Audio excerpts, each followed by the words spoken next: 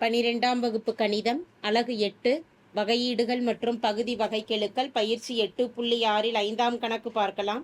w of x, y equal to 6x³ - 3xy plus 2y², x equal to e power x, y equal to cos x, x belongs to R எனில் dw by ds ஐ காண்க மற்றும் s equal to 0 அதன் மதிப்பை காண்க என கேட்கப்பட்டுள்ளது. dw by dx கணக்கிடணும். w என்ற சார்பானது x, y என்ற இரண்டு மாறிகளை சார்ந்துள்ளது. 6x³ - 3xy plus 2y². இப்போ x மற்றும் y பொறுத்த பகுதி வகைக்கெழு வகையீடு கணக்கிடலாம்.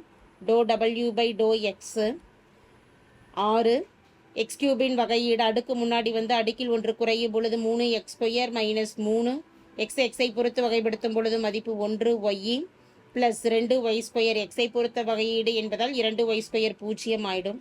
6 18 x² - 1 3y.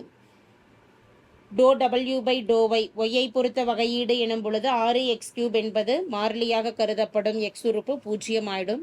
-3x yஐ பொறுத்து வகைப்படுத்தும் பொழுது மதிப்பு 1 plus 2 பெருக்கல் y² வகையீடானது 2y ஆகும். -3x 2 பெருக்கல் 2 மதிப்பு plus 4y ஆகும். x மதிப்பானது e power x y மதிப்பானது cos x என கொடுக்கப்பட்டுள்ளது.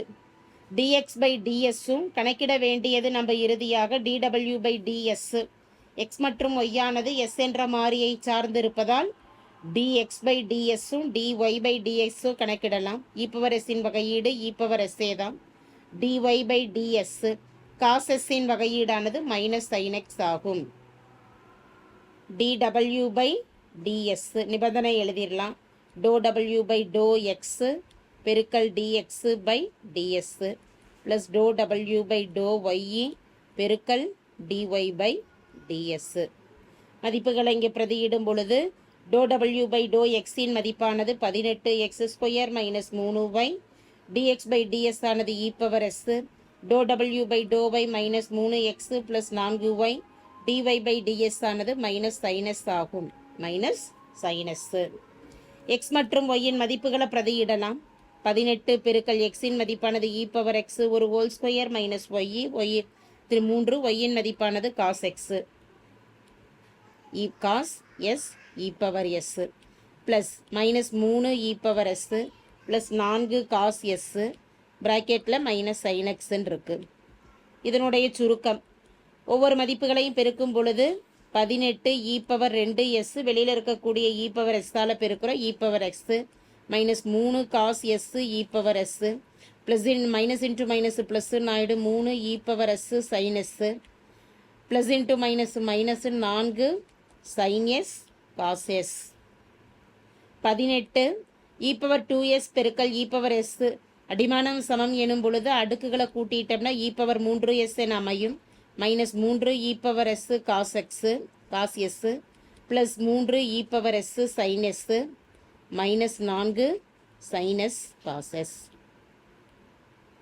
s மதிப்பு 0 என பிரதியிட்டு அந்த 0 எனும் பொழுது dw by dx மதிப்பு என்னன்னு கணக்கிட சொல்லி கேட்டிருக்கு. ஸோ அப்போ s equal to 0 எனில் dw by ds ஆனது 18 e power 0 -3 sக்கு e power 0 cos 0 plus 3 e power 0 sin 0 -4 cos 0 மற்றும் sin 0. e power 0 மதிப்பு 1 பெருக்கல் 18 18 cos 0 1 e power 0 1 பெருக்கல் 3 எனும் பொழுது 3 sin 0 மதிப்பு 0 அதனால் மூன்றாம் மதிப்பு 0 ஆயிடும்.